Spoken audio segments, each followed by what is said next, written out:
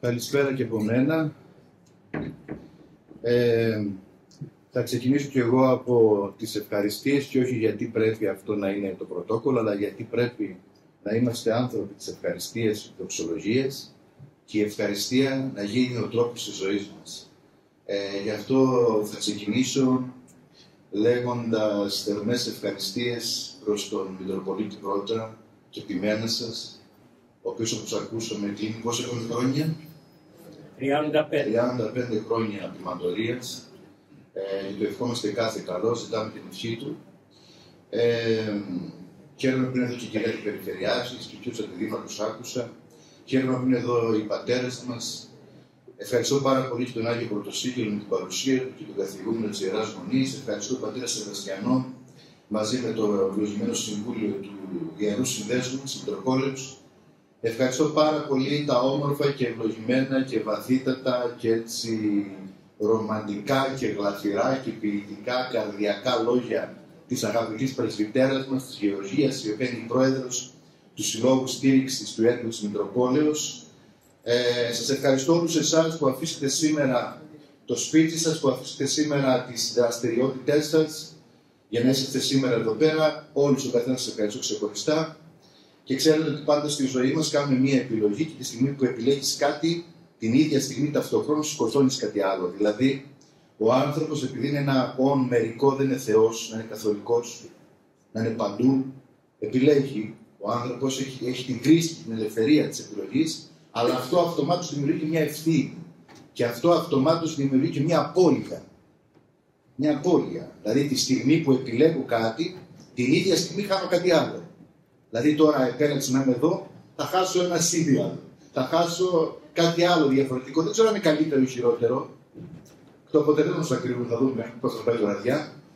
Λοιπόν, εγώ λέω ότι θα είναι πολύ ωραία. Αλλά από τη στιγμή που επιλέγω κάτι άλλο κάνω. Αυτό το λέω για να καταλάβουμε στη ζωή μας δεν μπορούμε να τα έχουμε όλα.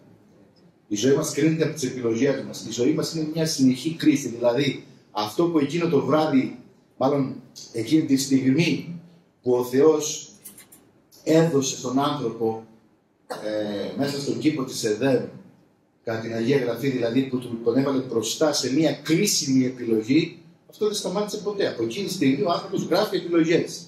Αυτό σημαίνει απώλειες. Κέρδη και απώλειες. Κάτι κάνω, κάτι κερδίζω. Έτσι, δεν μπορώ να τα έχω όλα.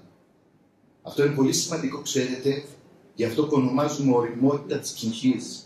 Δηλαδή ο άνθρωπος ο πνευματικός, ο άνθρωπος ο ισορροπημένος, ο άνθρωπος ο όριμος, ο ενήλικος, όχι ενήλικος όμως με το ημερολόγιο, γιατί ανάμεσά μας κυκλοφορούν πολλοί ενήλικες που είναι ανήλικοι. Ανάμεσά μας κυκλοφορούν πάρα πολλοί ενήλικες, οι οποίοι μέσα στην ψυχή ακόμη είναι παιδιά, δεν έχουν ενηλικιωθεί. Ο ενήλικος λοιπόν τι ξέρει? Ξέρει, ας πούμε, ότι η ζωή είναι μια ευθύνη, είναι μια επιλογή. Εμείς στην Εκκλησία πώς το λέμε αυτό? Είναι ένας σταυρός. Ένα σταυρός, επιλέγω να σηκώσω το σταυρό μου. Είναι μια επιλογή όλο αυτό, είναι ένα μαρτύριο όλο αυτό. Έτσι, οπότε σας ευχαριστώ πάρα πολύ που σήμερα διαλέξατε το μαρτύριο να μην υποστείτε. Λοιπόν, το θέμα το οποίο σήμερα είπαμε εδώ πέρα και με τους πατέρες αλλά και με την αγαπητή Γεωργία να θίξουμε και να αναλύσουμε, επειδή μπαίνουμε και έχουμε μπει, έχουμε εισέλθει ήδη στην περίοδο του τριωδίου, είναι το θέμα ότι λάμπει δεν είναι Χριστός. Θα κάνουμε μια προσέγγιση που δεν είναι θεολογική και ταυτοχρόνως θα είναι εσωτερική, πνευματική, δηλαδή θα δούμε και λίγο την ψυχή μας, λίγο πού είμαστε εμείς απέναντι σε αυτό το φως του Χριστού, πόσο αυθεντικοί είμαστε, πόσο ειλικρινείς, πόσο τίμοι είμαστε με την πραγματικότητά μας, με τους άλλους, με τον Θεό. Έτσι. Γιατί ο άνθρωπος πρέπει διαρκώς να εξετάζει τη σχέση του με τον εαυτό του πρώτα, με τους άλλους και με τον Θεό. Οι πατέρες της Εκκλησίας λένε είναι τρία τα σκαλοπάτια. Το πρώτο σκαλοπάτι είναι η αυτογνωσία. Το δεύτερο είναι η αδέλφογνωσία. Και το τρίτο είναι η θεογνωσία. Έτσι. Λοιπόν, και το τρίτο είναι η θεογνωσία. Δηλαδή τι σημαίνει αυτό? Σημαίνει ότι δεν μπορώ να γνωρίσω και να αγαπήσω τον αδελφόν εάν πρώτα δεν συναντηθώ με τον εαυτό μου. Η μήτρα όλων των σχέσεων, έτσι, η μήτρα όλων των σχέσεων είναι η σχέση με τον εαυτό μου. Από εκεί ξεκινάνε τα πάντα. Διότι αν εγώ δεν αποδεχθώ, δεν αγκαλιάσω δεν συναισθανθώ τα τραύματα, τις πληγές μου, τα σκοτάδια, τα χαρίσματά μου και το καθεξής, πώς θα μπορέσω να τα αναγνωρίσω αυτά στον αδελφό μου? Πώς θα μπορέσω να συναισθανθώ τον αδελφό μου, να μπω στη θέση του που μας ζητάει ο Χριστός? Πώς θα γίνω πλησίον όταν εγώ ο ίδιος δεν έχω γίνει πλησίον στον εαυτό μου? Και εδώ πρέπει να κάνουμε μια σημαντική διάκριση. Υπάρχει μια μεγάλη παρεξήγηση ακόμη και στον χώρο μέσα της Εκκλησίας και της πνευματικής θρησκευτικής ζωής. Ποια είναι αυτή? Πολλές φορές όταν μιλάμε για αυτό, στο μυαλό μας δημιουργείται η εικόνα του εγωισμού. Δηλαδή ότι είναι απαγορευτικό μες στην Εκκλησία να μιλάμε για εαυτό. Ότι κάθε αναφορά στον εαυτό είναι ταυτόχρονα και αναφορά στον εγωισμό. Αυτό όμως είναι λάθος. Αυτό είναι μια μεγάλη παρεξήγηση. Γιατί άλλο πράγμα εγωισμός, το πάθος του εγωισμού, που είναι αυτοεγκλωβισμός, αυτοκαταστροφή, που είναι ο ναρκισσισμός, που είναι η αίσθηση ότι εγώ με το κέντρο του κόσμου πάντα πρέπει να με υπηρετούν όλοι να με νιώθουν, όλοι να με καταλαβαίνουν, αλλά εγώ να μην καταλαβαίνω και να μην νιώθω κανένα. Όλοι να υπηρετούν τη ματαιοδοξία μου. Έτσι. Άλλο είναι αυτό και άλλο πράγμα είναι η επιμέλεια και η φροντίδα του εαυτού μου ως εικόνα του Θεού. Ο εαυτός μου είναι ιερός. Για μένα και για τον κάθε άνθρωπο ο Χριστός έδωσε το αίμα του. Είμαι πλασμένος κατ' εικόνα της Αγίας Τριάδος, κατ' εικόνα και καθομοίωση. Φέρω μέσα μου την χάρη του Αγίου Πνεύματος και ιδιαίτερα με το βάπτισμά μου. Οπότε πρέπει να με προσέχω, πρέπει δηλαδή να με φροντίζω. Αλλά τι σημαίνει όμως επιμέλεια αυτού? Φροντίζω την εικόνα του Θεού που έχω μέσα μου, με τις αρετές, με την άσκηση, με την αγάπη, με τη συγνώμη, με την πίστη, με την ελπίδα. Άρα λοιπόν, άλλο πράγμα είναι ο εγωισμός και ο εγωπαθής άνθρωπος που είναι νάρκισσος, και άλλο πράγμα είναι να επιμελούμε και να φροντίζουμε τον εαυτό μου. Να βάζω κόκκινες γραμμές, να έχω όρια, να συντάσσω μια αξιοπρέπεια, να σέβομαι το δώρο που μου έδωσε ο Θεός, το δώρο της ζωής, να μην αφήνω τον καθένα να το τσαλοπατάει και να το καταστρέφει, να μπορώ να ορίζω την αξιοπρέπεια αυτής της ιερότητας που έχω ως άνθρωπος, ως άνδρας, ως γυναίκα, ως παιδί του καθεξής. Αυτό είναι επιμέλεια και φροντίδα εαυτού. Άρα λοιπόν επανερχόμαστε. Πρέπει πρώτα να γνωρίσω και να αγαπήσω και να συγχωρήσω τον εαυτό μου για να μπορέσω να αγαπήσω, να συγχωρήσω και να ενωθώ με τον συνάνθρωπό μου. Γιατί διαφορετικά τι θα γίνει? Διαφορετικά θα λέω ότι τον αγαπώ, αλλά στην πραγματικότητα θα τον χρησιμοποιώ. Θα λέω ότι αγαπώ, αλλά στην πραγματικότητα ο άλλος θα είναι η προέκταση του ναρκισσισμού και του εγωισμού. Και αν αυτό δεν το κάνω, το ίδιο ακριβώς θα γίνει με το Θεό. Δηλαδή, θα λέω ότι αγαπώ το Θεό, ενώ στην πραγματικότητα θα τον έχω το Θεό σε ένα μεταπρατικό αντικείμενο για να εξυπηρετεί τις ανάγκες της φαντασιός. Δηλαδή, ο Θεός θα είναι μια προέκταση του ναρκισσισμού και του εγωισμού. Δεν του λέω κάνε μου εκείνο, κάνε μου αυτό, τι φαντασιώνομαι, τι θεωρώ σωστό εγώ, τι θεωρώ ότι πρέπει να έχω στη ζωή μου, ποιο είναι το δικό μου σχέδιο, η ναρκισσιστική φαντασίωσή μου. Και θα λέω του Θεού κάνε μου αυτό, κάνε μου εκείνο, κάνε μου το άλλο. Και όταν δεν μου το κάνει ο Θεός αυτό, τότε θα νευριάζω, θα θυμώνω μαζί του, θα του λέω δεν υπάρχεις, θα του λέω είσαι σκληρός, είσαι παγερός και το καθεξής. Έτσι. Άρα λοιπόν είναι πάρα πολύ σημαντικό, είναι πάρα πολύ σημαντικό να καταλάβω ότι πρέπει να δομήσω αυτή τη σχέση. Έτσι, πρέπει να φτιάξω αυτή τη σχέση όλη. Άρα λοιπόν προχωράμε σιγά σιγά για να μπούμε στο θέμα μας και να πούμε το εξής. Εντάξει, το φτιάξουμε. Και να πούμε το εξής, ότι στις μέρες μας βλέπετε ότι υπάρχει μία φοβερή λάμψη, έτσι, για να μιλήσουμε σε σχέση με τον τίτλο της ομιλίας μας, υπάρχει μία λάμψη. Θα το φτιάξουμε. Ωραία.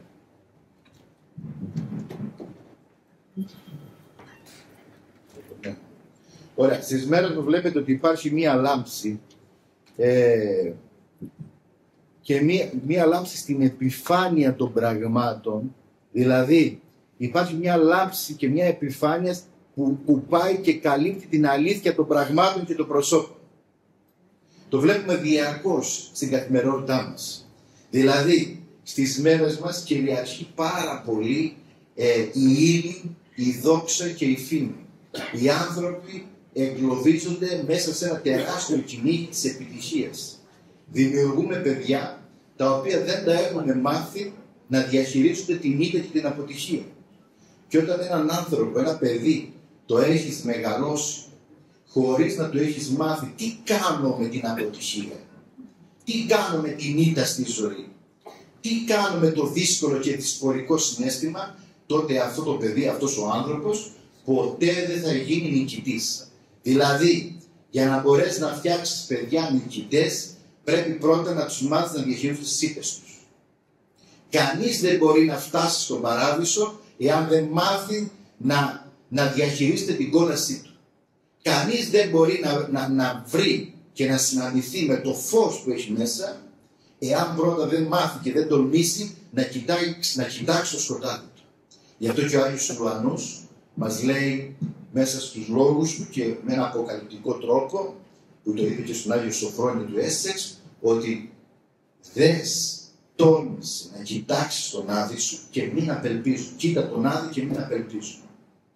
Τι σημαίνει αυτό? Τόλμησε να συναντηθείς με το σκοτάδι σου, με την κόλαση που υπάρχει μέσα σου, μην την κρύβεις, μην βάλεις κάτω το χαλί τα δυσφορικά και δύσκολα συναισθήματα, τα πάθη σου, τις αδυναμίες σου, μην τις κρύβεις, μην τις μασκαρεύεις, μην τους δίνεις ένα ψεύτικο φως, μην τις δίνεις με μάσκες και προσωπία, γιατί έτσι πάντα θα σε διαφεντεύουν.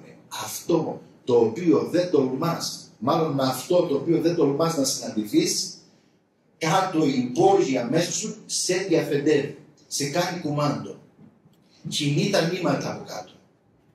Γι' αυτό είναι πολύ σημαντικό στη χριστιανική ασκητική ανθρωπολογία να τολμήσει ο άνθρωπος να κάνει βουτιά μέσα στην κόλασή του. Να τολμήσει να κατέβει βαθιά μες στον άδη του. Γιατί μονάχα εκεί θα μπορέσει να συναντηθεί με το φως που υπάρχει μέσα του. Το φως του Θεού, το κατ' εικόνα, το καθονίωση. Τη δυναμική που έχει ο άνθρωπος, την προοπτική που έχει αυτό ο άνθρωπος. Έτσι. Άρα λοιπόν, δημιουργώντας σήμερα έναν πολιτισμό της επιφάνειας, ενός ψεύτικου φωτός, μιας λάμψης που είναι ψεύτικη. Βλέπετε ότι σήμερα ζούμε, ας πούμε, στην κατάληψη της εικόνας. Ζούμε σε ένα εικονιστικό κόσμο. Ζούμε σε ένα ψεύτικο κόσμο. Σε ένα κόσμο όπου η εικόνα κυριαρχεί.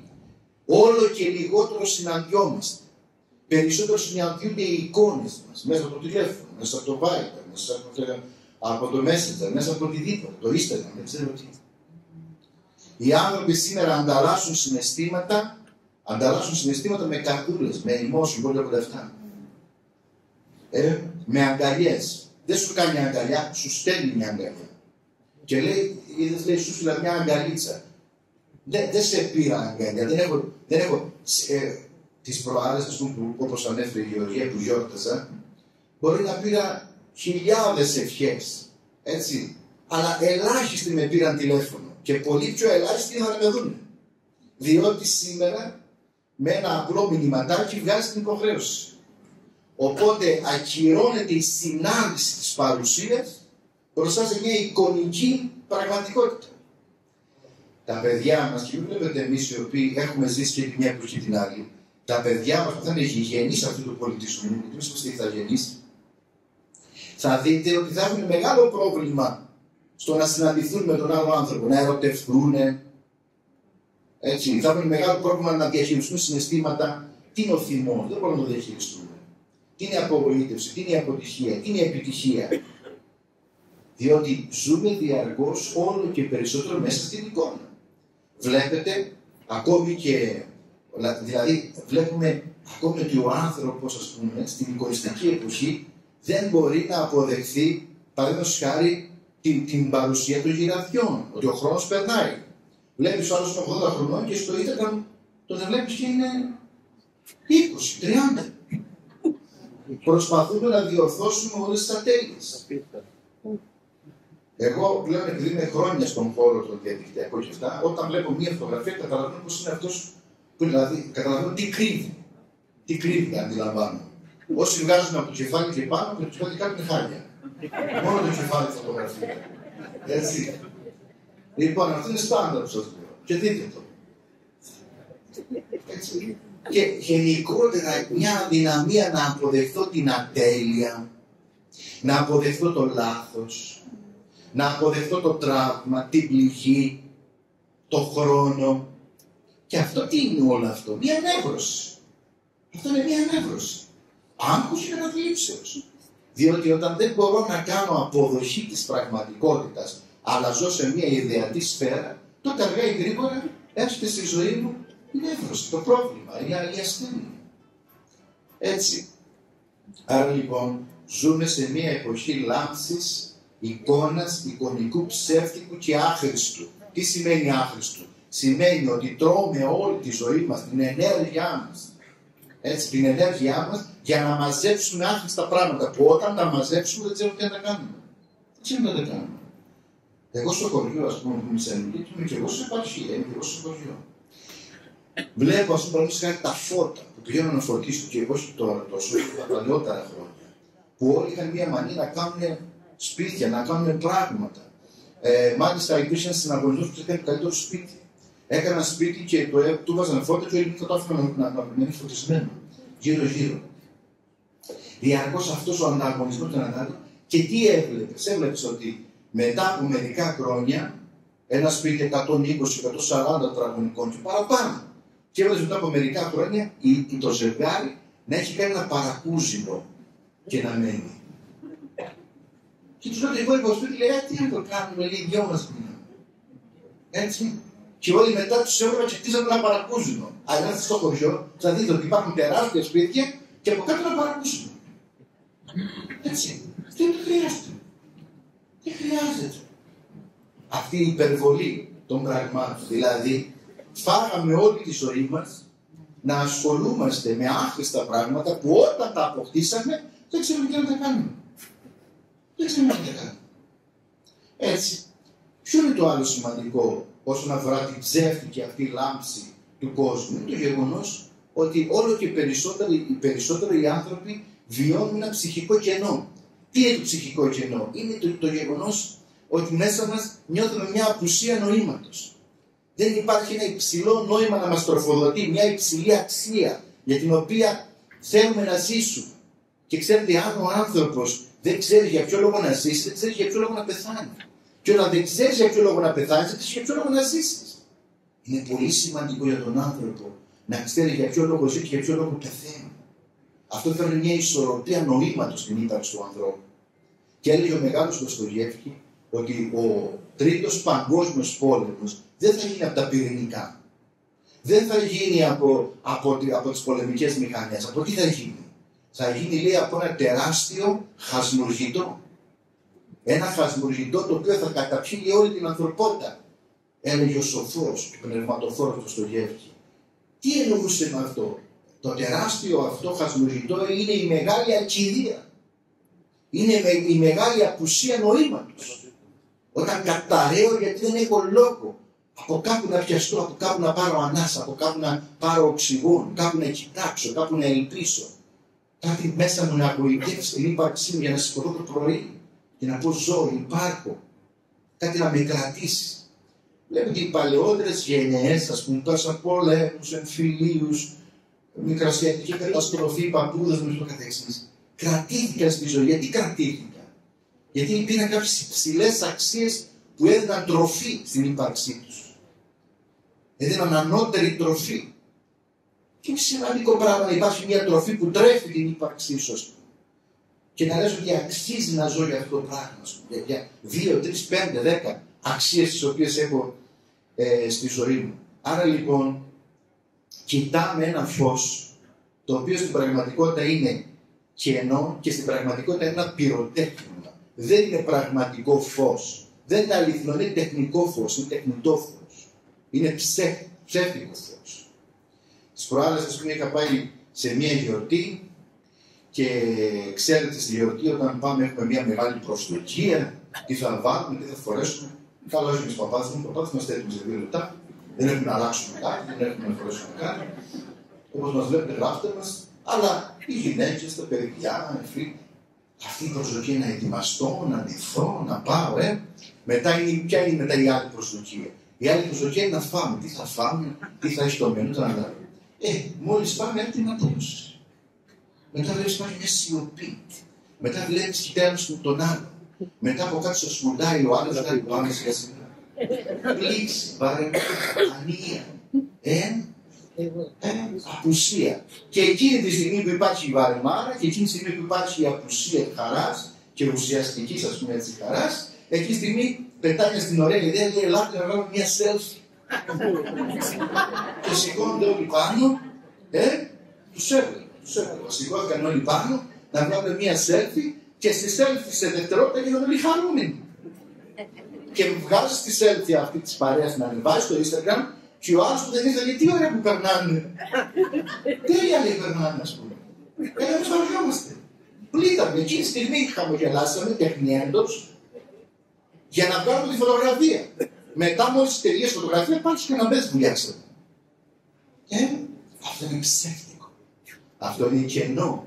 Αυτό είναι μια λάμψη κρότου. Κρότου λάμψη που λέμε. Αλλά δεν είναι ουσία, δεν είναι φως όλο αυτό. Δεν είναι η χαρά της συνάντησης, η χαρά της επικοινωνίας, η χαρά και ο ενθουσιασμός της ανταλλαγής συναισθημάτων, εμπειριών, να χαίρομαι την παρουσία του άλλου, να εμπλουτίζω από την παρουσία του άλλου. Και αυτό που είναι παράξενο, και αυτό που είναι δύσκολο. Και εκείνο που με νευριάζει, εμπλουτισμός είναι κι αυτός. Εμπλουτισμός. Ο άλλος είναι πλούτος. Γιατί δίχως τον άλλο δεν μπορώ να υπάρξω εγώ. Να τις πάρει ξενιές του και εγώ με τις δικές μου. Αλλά είναι ένας πλούτος αυτό το πράγμα. Οπότε αυτό έτσι αναφορικά κλείνω αυτό το κεφαλαιάκι όσον αφορά την ψεύτικη λάμψη την οποία βιώνουμε στον κόσμο. Πριν μπούμε να πούμε για τη λάμψη του Χριστού, θέλω να σας πω κάτι άλλο το οποίο θεωρώ πάρα πολύ σημαντικό να αναφέρουμε απόψε. Θέλω να πω ότι στη λάμψη αυτή μεταξύ του φωτός, του αληθινού του Χριστού μας και το ψεύτικο φως του κόσμου, μεταξύ στην ψεύτικη χαρά και στην αληθινή χαρά, στις ψεύτικες σχέσεις, στους ψεύτικους γάμους και στις ουσιαστικές σχέσεις, θέλω να πω ότι υπάρχει ο άνθρωπος. Το κέντρο είναι ο άνθρωπος. Ο άνθρωπος πρέπει να ξέρουμε ότι κατά τους πατέρες της Εκκλησίας, οι οποίοι κατέβηκαν όσο κανείς άλλος μέσα στο βάθος του ανθρώπινου είναι, ο άνθρωπος δεν είναι ούτε μόνο φως, ούτε μόνο σκοτάδι. Ο άνθρωπος είναι ένα συναμφότερο. Δηλαδή στον κάθε άνθρωπο συναντάμε και τις δυο αυτές διαστάσεις. Γιατί το λέω αυτό. Το λέω αυτό γιατί υπάρχει μία νεύρωση που προηγουμένως ανέφερα, η νεύρωση της τελειότητας, που είναι μια φαντασίωση, η οποία πιστεύει ότι υπάρχουν άνθρωποι που είναι μόνο καλοί και άνθρωποι που είναι μόνο κακοί.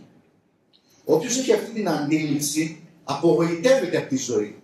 Γιατί απογοητεύεται? Πρώτον, διότι αυτό δεν υπάρχει στη ζωή. Και όταν κάτι δεν υπάρχει, θα απογοητευτείς. Έτσι δεν είναι?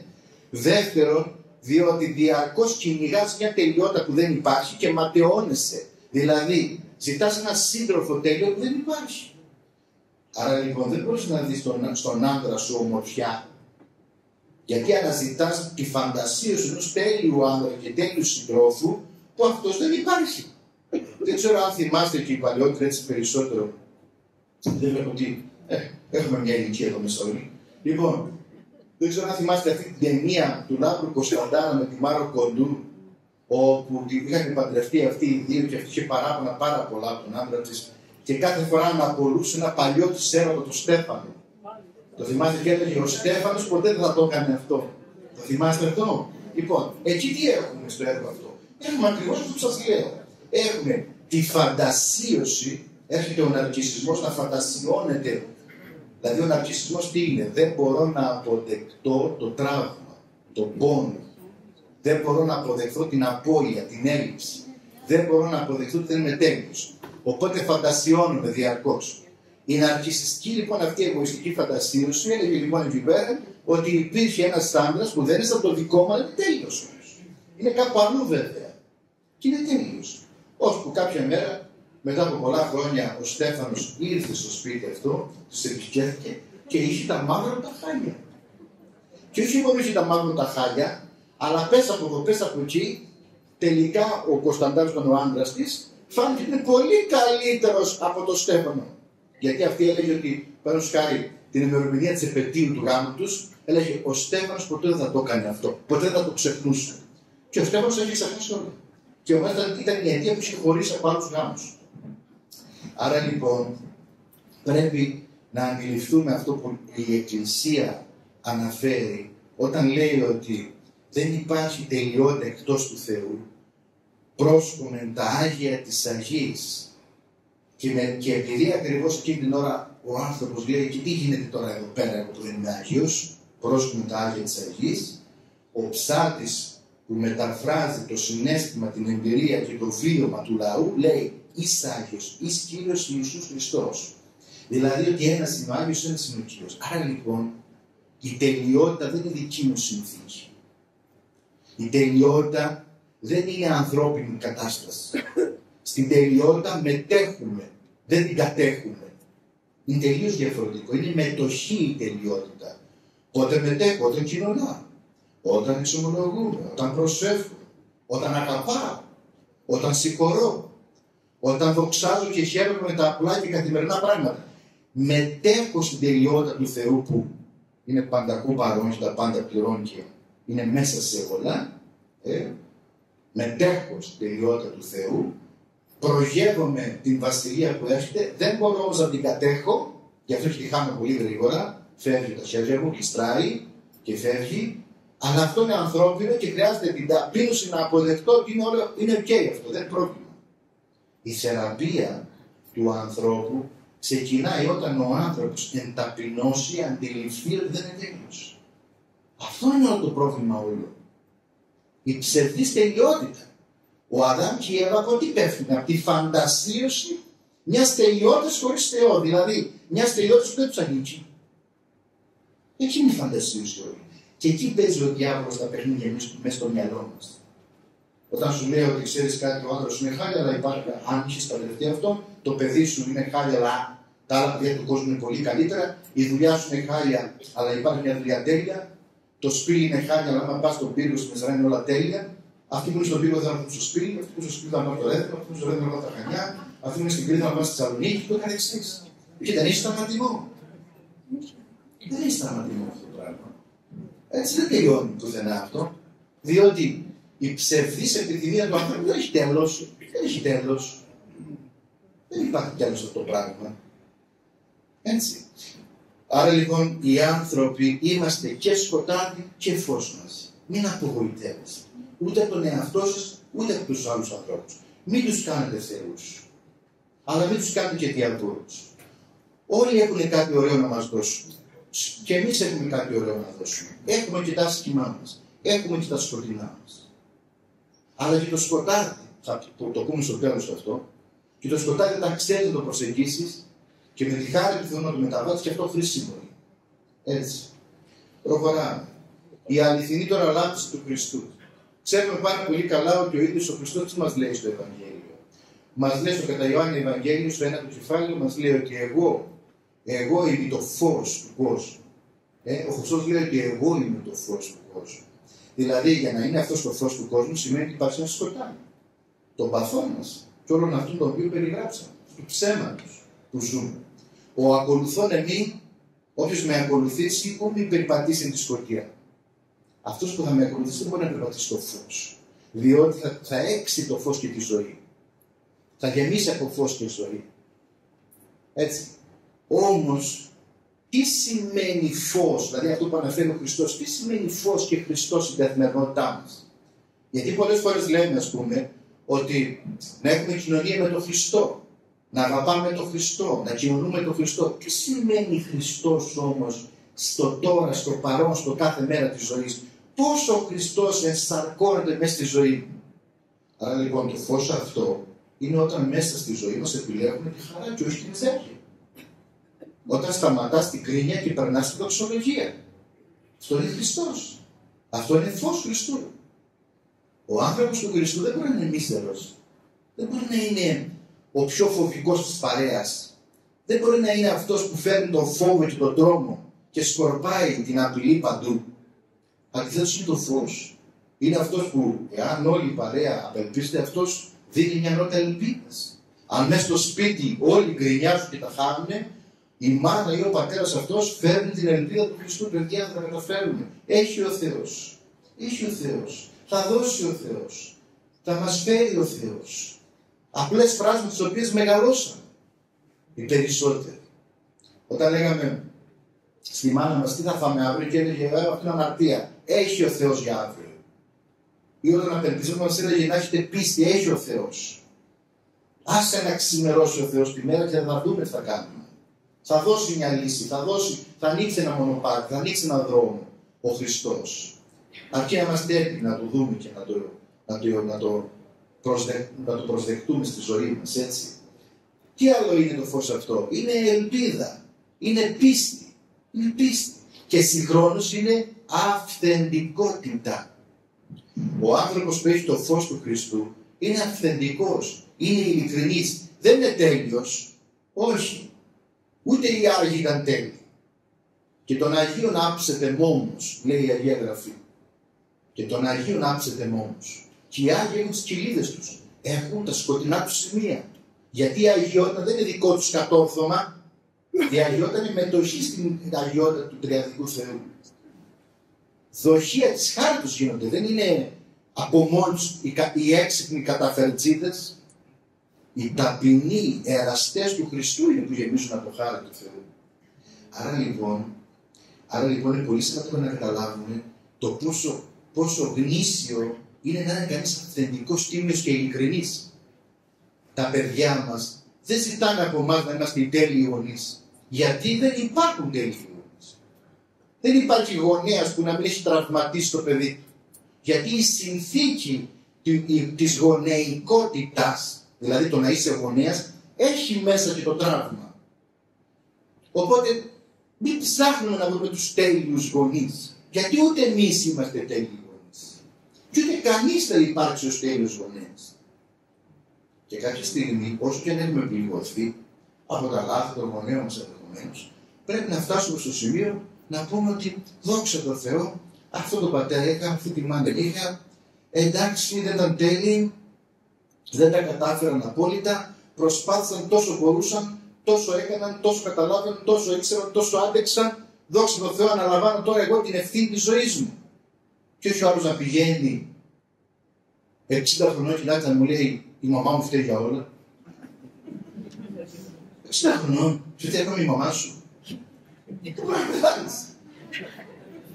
Έτσι δεν γίνεται μια ζωή να φταίει ο μπαμπάς μου και η μαμά μου. Εντάξει, ωραία, σε προλίγωσαν, εγώ το δέχομαι. Μπορεί όντως από κάποιες συμπεριφορές, ελλείψεις, παραλήψεις, αδυναμίες, πάθη, να τραυματιστήκατε. Βεβαίως. Ποιος δεν τραυματίστηκε? Δεν γίνεται να μην τραυματιστείς. Δεν γίνεται. Γιατί είμαστε θύματα θυμάτων. Πότε εγώ συγχώρησα τον πατέρα μου? Τον πατέρα μου τον συγχώρησα όταν κατάλαβα ποιος ήταν ο παππούς μου. Τι σημαίνει αυτό? Ότι κατάλαβα ότι και αυτός ήταν τραυματισμένο παιδί ενός άλλου πατέρα. Και ό,τι μπόρεσε ο καημένος μου το έκανε. Αλλά δεν ήταν τέλειος.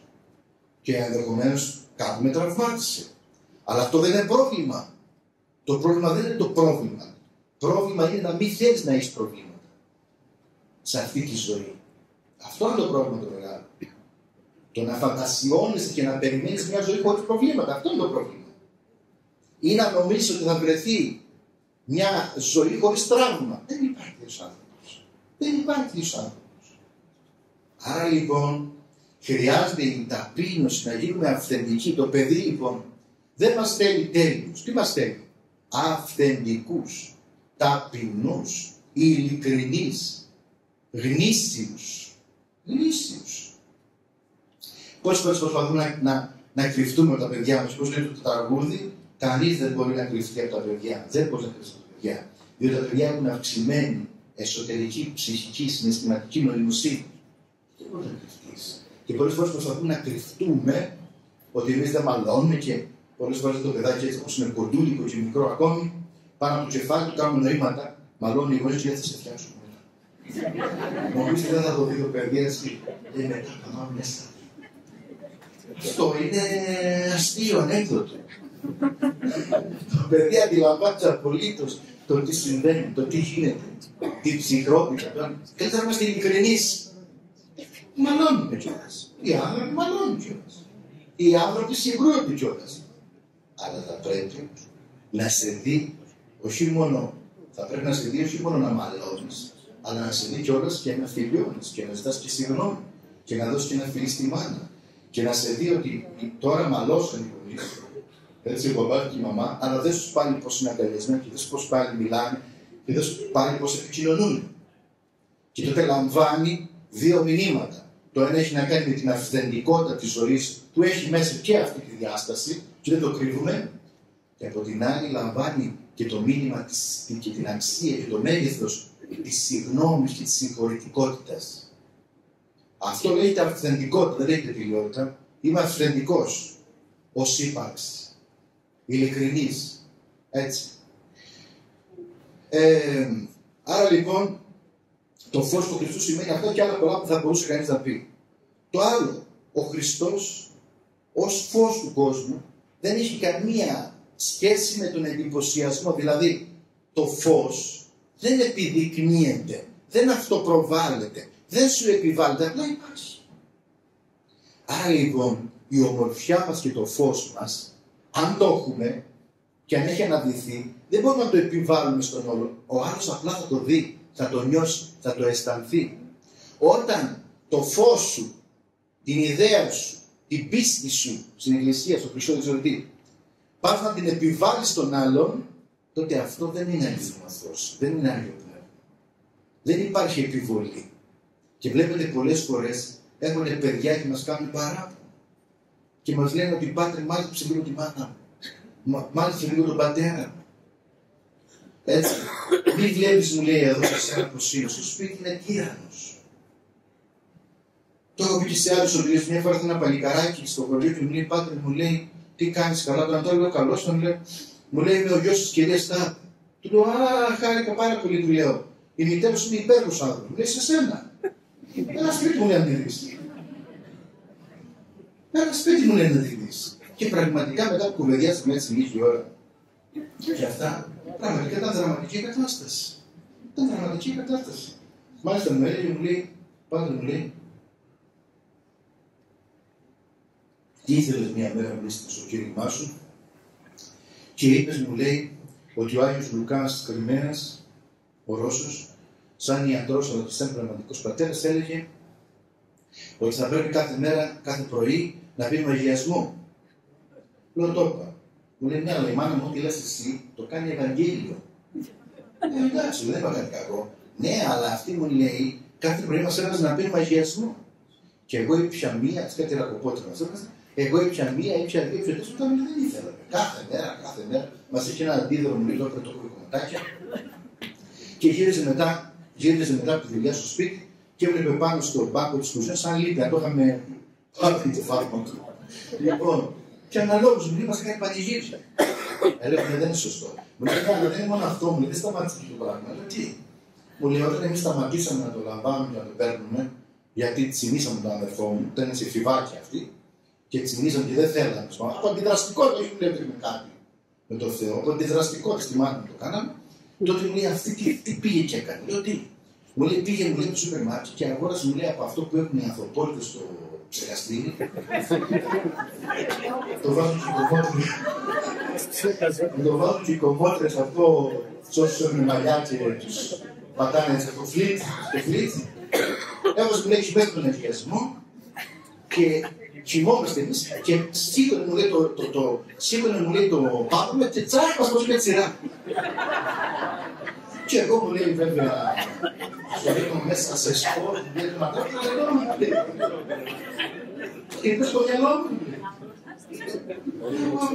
εγώ πραγματικά μείνω. Και μου λέει, και δεν φτάνει αυτό, εδώ κι άλλο, κι άλλο. Δεν φτάνει που με τσιρούσε, μου λέει, και τα μυαλά μου χτυπούσαν από το παγωμένο που ήταν, μου λέει, αλλά αμέσως μου λέει, είχε και ένα αντίδοτο που το έχω στο στόμα. Δεν πείτε μου πατέρα, αυτά είναι τα λίγα εκκλησία. Δεν τους εκπαιδεύουμε να ρατήσουν.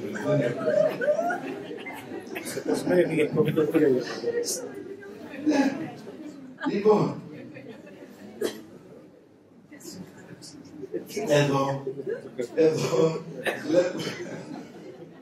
εδώ βλέπουμε ένα φως που προσπαθεί να επιβληθεί, που προσπαθεί να επιβάλλει την αλήθειά του.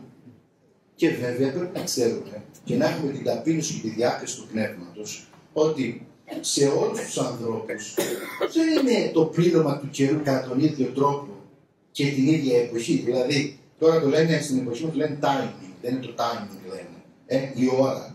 Εμείς στην Εκκλησία το λέμε ο καιρός, το λέμε το πλήρωμα του χρόνου. Δηλαδή, όταν ο Θεός έρθει και συναντήσει εν πνεύματι Αγίου. Ωραία. Εσένα ήρθε η στιγμή αυτή, μπορείς να δώσεις τον έχει έρθει ακόμα. Δεν πρέπει να το επιβάλλεις εσύ. Γιατί δεν σέβεσαι το Θεό έτσι. Δεν σέβεσαι τη μοναδική σχέση εκείνου ή εκείνης, δεν μπορεί να είναι γυναίκα μου, παιδί δεν σημαίνει. Δεν σέβεσαι τη μοναδική σχέση που έχουν οι δυο τους. Θέλεις να πεις την άποψή σου, θέλεις να πεις κάτι, ναι. Αλλά κυρίως, εάν το φως σου αυτό είναι αληθινό, αυθεντικό και πραγματικό και είναι ένα Αγίο Πνεύματι, δεν χρειάζεται να πεις τίποτα. Διότι η παρουσία σου θα είναι τόσο γλυκιά, τόσο τρυφερή, τόσο διακριτική. Θα έχει τέτοια ενσυναίσθητη ταπείνωση, θα έχει τέτοια πίστη και τέτοιο θάρρος και τόλμη που θα εμπνέεις. Θα εμπνέεις. Μα δεν χρειάζεται να πεις. Για θυμηθείτε και στο γεροντικό που λένε ότι πήγαν κάποιοι να βρούνε το μεγάλο γέροντα εκεί στην έρημο και όλοι ρωτούσαν και κάνανε ερωτήσεις και ερωτήσεις και ερωτήσεις και παίρνουν σε αυτό και παίρνουν σε εκείνο. Και ξέρετε, όποιος ρωτάει για να μην κάνει τίποτα στο τέλος, έτσι. Αυτό το ξέρετε. Οι πολλές ερωτήσεις είναι άμυνα του ψυχισμού για να μην κάνει τίποτα στο τέλος. Εντάξει, γι' αυτό αυτοί που ρωτάνε και έχουν όλα απορίες, στο τέλος δεν κάνουν τίποτα. Αυτός που είναι έτοιμος να κάνει δεν ρωτάει πολλά. Κάνει, πράγματι, μπαίνει στη ζωή και παλεύει. Παλεύει. Αυτός που ρωτάει, πώς θα γίνει, πώς θα έρθει, πώς είναι εκείνο, πώς είναι το άλλο, τα κάνει όλα αυτά για να μην κάνει τίποτα στο τέλος. Είναι εκεί λοιπόν ένας από την παρέα, οι άλλοι ρωτάνε κατά αυτά, και είναι ένας εκεί, στον οποίο ο γέροντας του λέει, εσύ λέει, κάνει πλάκα του, λέει, εσύ δεν θα με ρωτήσεις, που έκανε εντύπωση, δεν μιλούσε, ούτε λαλούσε ούτε μιλούσε, του λέει, εσύ δεν θα με ρωτήσεις κάτι. Και λέει, μου αρκεί το οράς, μου αρκεί που σε βλέπω γέροντα, μου αρκεί το οράς, μου αρκεί που σε βλέπω, διότι η όλη παρουσία του δίδασκε του Αγίου. Η ηρεμία του, ο τρόπος που έβγαλε το καλάθι, ο τρόπος που μιλούσε, ο τρόπος που κουβέντιαζε, που απαντούσε, ενέπνε. Αν λοιπόν εγώ γυρίζω την Κυριακή από την Εκκλησία και είμαι μέσα στο φως του Χριστού, δεν χρειάζεται να πω τίποτα. Διότι πάω στο σπίτι, τα παιδιά βλέπουν μια μάνα που γυρνάει από την Εκκλησία γεμάτη χαρά, γεμάτη κέφι, να μαγειρέψει, να ανοίξει το παράθυρο του σπιτιού, να καλημερίσει τα παιδιά. Και όχι να πάει πάλι κοιμάστε, σηκωθείτε, κοπρίτες, πάμε. Ο διάβολος είναι από το κεφάλι σας, κοιμόσαστε. Σας παίζει ο διάβολος μαντολίνο, τι να δέρνει. Πόσα στο χωριό άκουγα εκεί που είμαι στο μονοφάτσι, τι κάνει ο διάβολος στην Κυριακή, να δεν σηκώνει πάνω, Παναγία μου. Έτσι, Παναγία μου. Λοιπόν, κάνε σπίτι και δώσε το φως, δώσε τη χαρά που πήρες. Και άμα αυτό το βίωμα το δει το παιδί, θα πει δεν πρέπει με αυτός ο Χριστός, τι ωραία που κάνει τη μάνα. Δες αυτός ο Χριστός, τι φως της δίνει, τι χαρά της δίνει, τι ωραία. Να πάω κι εγώ εκεί που πάνε και αυτοί. Όταν μας βλέπει όμως, να είμαστε υποκριτές, ψεύτες, στην κρίνια, στη μιζέρια, στο ψέμα που τριμμένει μέσα και στο σκοτάδι, ας πει γιατί να πάω κι εγώ στην Εκκλησία, άμα να γύρω τα μούτρα τους, να μην πάω. Έβαλα μου λέγει ο Άγιος Δεμεσού, ο Μητροπολίτης Δεμεσού Αθανάσιος, μου λέει, μια φορά μου λέει, ήταν ένα κοριτσάκι, έλεγα μου λέει διάφορα για τον Χριστό, να φύγει. Και με πλησίασε στο τέλος ένα κοριτσάκι μικρό γυμνασίου και μου λέει, όχι, πώς το είπα, Πανιερότητα, μπράβο. Και λέει, Πανιερότητα, του λέει, Πανιερότητα, άμα λέει έρχομαι στην Εκκλησία, θα γίνω κι εγώ σαν τη θεολόγο του σχολείου μας. Λέει, μετά του πώς είναι η θεολόγος του σχολείου σας. Και του είπε μετά, ας πούμε, έτσι. Έχει μεγάλη σημασία λοιπόν το βίωμα. Το βίωμα και η παρουσία είναι φως όλο αυτό και χαρά και καθεξής. Το άλλο που είναι σημαντικό είναι ότι ο Χριστός, και ας το προσέξουμε λίγο αυτό, ο Χριστός ως φως που είναι, δεν σκαλίζει ποτέ το σκοτάδι του παρελθόντος. Ο Χριστός δεν σκαλίζει τη ζωή μας. Δεν θα βρείτε πουθενά στο Ευαγγέλιο μέσα, στη ζωή του Χριστού, να πάει ένας αμαρτωλός και να ασχοληθεί με το παρελθόν του. Εμάς μας αρέσει πάρα πολύ να σκαλίζουμε το παρελθόν των ανθρώπων και το δικό μας τον άνθρωπο. Ο Χριστός δεν ασχολήθηκε. Όταν πήγε η πόλη, δεν σκάλιζε το παρελθόν. Γιατί? Γιατί ο Χριστός δεν βλέπει αυτό που έκανες ή αυτό που κάνεις. Βλέπει αυτό που μπορείς να κάνεις. Ο Χριστός δεν βλέπει το παρελθόν σου, βλέπει το μέλλον σου. Δηλαδή, όταν πήγε η πόρνη, ο Χριστός δεν είδε μια πόρνη, αματολή, όλα αυτά που έλεγε ο κόσμος. Αυτός τι έβλεπε? Έβλεπε μια Αγία μελλοντικά. Άρα λοιπόν, αυτό σημαίνει ότι ο Χριστός μας δεν ασχολείται με το σκοτάδι, δεν ασχολείται με ένοχο παρελθόν, δεν σκαλίζει όλο αυτό το πράγμα. Ο Χριστός μας ανοίγει στο μέλλον, μας ανοίγει προς την αγιότητα. Δηλαδή στην πραγματικότητα ο Χριστός μας οδηγεί σε αυτό που μπορούμε να γίνουμε και δεν έχουμε γίνει ακόμη. Και όχι σε αυτό που είμαστε, αλλά σε αυτό που μπορούμε με τη χάρη του να γίνουμε.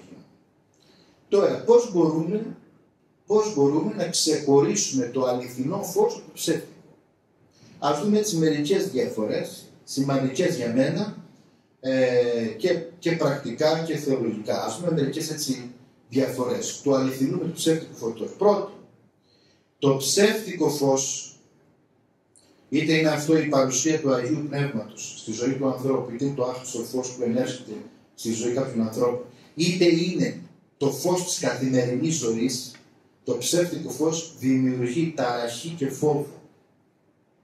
Δηλαδή, οτιδήποτε, είτε είναι αυτό ένα όνειρο, ένα όραμα, είναι μια προσευχητική εμπειρία, σου δημιουργεί ταραχή και φόβο, λογισμούς και αναστάτωση, δεν είναι από το Άγιο Πνεύμα. Διότι το Άγιο Πνεύμα είναι ειρηνοποιό, ηλαρό. Έτσι θα δούμε παρακάτω τι άλλο το Άγιο Πνεύμα. Δημιουργεί ειρήνη στον άνθρωπο, συνοχή, ενότητα, ηρεμία, αρμονία στον άνθρωπο. Όχι ταραχή, όχι εκνευρισμό, όχι φόβο, όχι απειλή. Αυτό δεν είναι Άγιο Πνεύμα. Το ίδιο ισχύει και στο ψυχικό μας κόσμο. Δηλαδή, το ψεύτικο φως, η ψεύτικη ζωή, ας πούμε, επειδή ακριβώς είναι ψεύτικη και δεν είναι αληθινή, είναι διπλή ζωή, είναι κρυφή ζωή, είναι αντιφατική ζωή, άλλα θέλω, άλλα κάνω, άλλα αποθώ μέσα μου, άλλα στη ζωή μου πάω και κάνω. Επειδή υπάρχει αυτή η διάσταση, δημιουργεί ταραχή και φόβο. Γι' αυτό βλέπετε ότι η χάρη του Αγίου Πνεύματος ηρεμεί τον άνθρωπο, γιατί τον φέρνει σε μία αρμονία. Ενώ η αμαρτία τον διασπάει και δεν έχει κομμάτια. Χίλια κομμάτια στην πραγματικότητα. Τι άλλο είναι, τι άλλο έχει το ψεύτικο φως? Έχει μέσα του έπαρση και αλαζονία. Ενώ το φως του Θεού, το φως του Χριστού, έχει ταπείνωση. Ο αληθινός άνθρωπος είναι ταπεινός άνθρωπος. Είναι αυθεντικός άνθρωπος. Πολλές φορές ξέρετε, ας πούμε, για να το συνδέσουμε με τον προηγούμενο που λέγαμε, ότι η αγιότητα δεν πάει στα παζάρια. Ο Γιώργος Μακάρης του Μαρουδά, από τον Άγιον Όρος, έλεγε η αγιότητα δεν πάει στα παζάρια και δεν χτυπάει κουδούνια. Τι σημαίνει αυτό? Σημαίνει ότι αν κάτι είναι αληθινό μέσα σου θα το αναγνωρίσει ο άλλος. Δεν ανάγκη εσύ να το πουλάς αυτό. Αυτός ο οποίος λέει είμαι αθώος, δεν είναι αθώος. Δηλαδή η αθωότητα την αναγνωρίζει, δεν τη λέει ο άλλος. Όταν άκουσε έναν άνθρωπο και λέει σαν και εμένα δεν υπάρχει κανείς.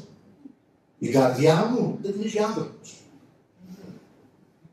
Εγώ ο αθώος, καταρχάς ο αθώος, πρέπει να ξέρετε ότι δεν ξέρει ότι είναι αθώος.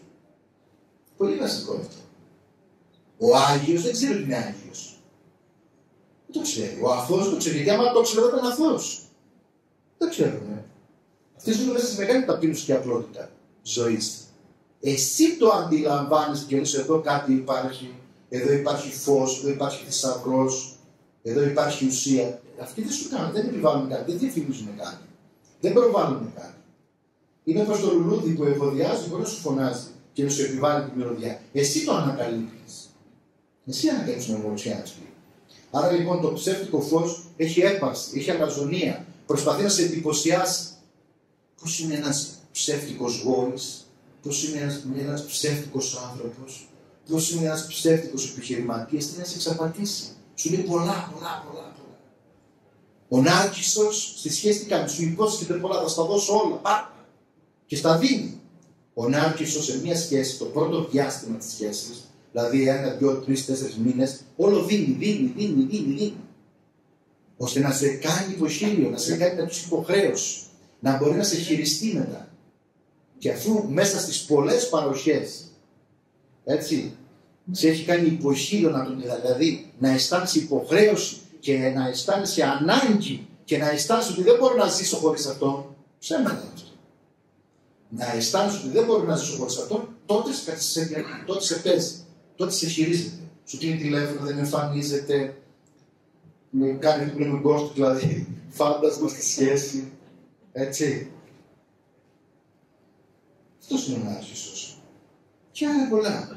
Άρα λοιπόν ο άνθρωπος, ο οποίος δεν έχει πνεύμα και χάρη Θεού, ας πούμε, δεν έχει φως αυτός ο άνθρωπος, προσπαθεί, ας πούμε, να εμφανιστεί ως ο σωτήρας σου. Ως ο σωτήρας σου. Γι' αυτό βλέπετε, μου έλεγαν κάποιοι αγιορείτες παλιοί ότι ο Γέρο Παΐσιος δεν έρχεται κανένα έλα μαζί μου. Δεν έρχεται έλα να σε σώσω, έλα. Εμείς λέει κάτι νιώθαμε. Κάτι αισθανόμαστε. Μου έλεγε ο προηγούμενος της Μονής Ιβύρων, ο Γέροντας Βασίλειος, ότι ερχόταν ο Άγιος Πορφύριος, πήγαινε στο Άγιο Μέρος και δεν το έβαζε στο μυαλό σου. Δεν το κορούσε η ιδέα, δηλαδή ούτε καν τον παρατηρούσε με κάτι. Ένας Παπαδάκος της σειράς. Ούτε λέει καν, ούτε το μυαλό σου περνούσε, ούτε αυτός είναι ο Μέγας Πορφύριος. Με τα τόσα αγιοπνευματικά χαρίσματα. Που κάθε 1000 χρόνια ένας Πορφύριος, κάθε 1000 χρόνια. Ούτε καν ένας παπάς της σειράς. Ούτε το. Είχε κάτι να σου επιβάλλει, να σου επιβληθεί, να σου. Αλλά λέμε, πω, μια μορφή, τίποτα. Στην αλλά αισθανόσουν να σε ελκύει και να σε καλεί η χάρη που είχε μέσα του και ύστερα σου αποκαλυπτόταν και το καθεξής. Επίσης, το ψεύτικο φως τι άλλο είναι. Και εδώ θέλω να δώσουμε λίγο σημασία, διότι λίγο θέλω να πάει το μυαλό σας σε κάποια γεγονότα τα τελευταία με την πανδημία και αυτά στην εκκλησία που υπήρξαν. Το ψεύτικο φως είναι πάντα διαιρετικό και δεν έχει μέσα του ενότητα. Δηλαδή, όταν οι πατέρες της εκκλησίας, οι ησυχαστές, οι μεγάλοι πατέρες, λένε ότι έρχεται το άκτιστο φως στον άνθρωπο για τη προσευχή και τη συμμετοχή στο μυστήριο, πώς λέει μπορεί να διακρίνεις ότι το φως αυτό δεν είναι από τον διάβολο. Πώς λέει μπορείς να διακρίνεις ότι δεν είναι από τον εγκέφαλό σου, λέει ο Άγιος Σοφρόνιος που λέει, ποια είναι πατέρες, ο Λόγος Παλαμάς. Ότι το φως αυτό είναι ενοποιημένο. Δηλαδή δεν είσαι εσύ και το φως απέναντι, κάθομαι στο δωμάτιο, κάνω τη ψυχή, έχει ένα φως απέναντι, αλλά σε λούζει σώμα την ψυχή όλο και γεμίζει όλος ο χώρος. Σε ενώνει, είσαι μέσα στο φως αυτό. Δεν είναι το φως από εδώ και από εκεί εσύ. Είναι ενοποιούν το φως του Αγίου Πνεύματος. Ωραία. Πάμε τώρα αυτό να το δούμε απλά στην καθημερινότητά μας, γιατί μας φαίνονται δύσκολα αυτά. Λοιπόν, τι σημαίνει αυτό. Σημαίνει ότι ο άνθρωπος, με απλά λόγια, ο άνθρωπος του Θεού δεν διαιρείται σε ομάδες. Ο άνθρωπος του Θεού είναι άνθρωπος της ενότητας. Και αυτό έχει προχωράω στο επόμενο, ότι το ψεύτικο φως δεν δημιουργεί, πρώτος πω, δεν δημιουργεί ατομικότητες, δεν ρίχνει τα φώτα πάνω του. Δεν λέει εγώ έχω την αλήθεια. Η Εκκλησία έχει την αλήθεια. Δεν λέει η αλήθεια είναι δικιά μου. Αλλά η Εκκλησία έχει την αλήθεια. Στους πολλούς το Άγιο Πνεύμα δεν δημιουργεί ατομικότητες, δημιουργεί συλλογικότητες. Το Άγιο Πνεύμα ενώνει.